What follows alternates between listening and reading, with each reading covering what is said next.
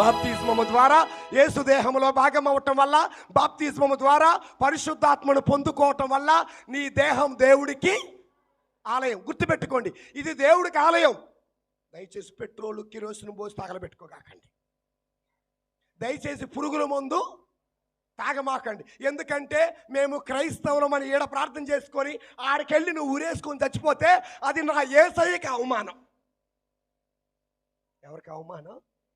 తన దేహాన్ని కాపాడుకోలేని శక్తిహీనుడు కాదు నా ప్రభు అయినా. గుర్తుపెట్టుకోండి, తన దేహం అనగా సంఘం, ఆ సంఘాన్ని కాపాడుకోలేనంత శక్తి లేనివాడు కాదు నా ప్రభు అయినా సర్వశక్తిమంతుడు. ఎలా కాపాడుకోవాలో బాగా, దేహం అనగా సంఘం. సమస్య వచ్చిందా యేసయ్య దగ్గరికి రా, బాధ వచ్చిందా యేసయ్య దగ్గరికి రా, ఏడుపు వచ్చిందా యేసయ్య దగ్గరికి రా.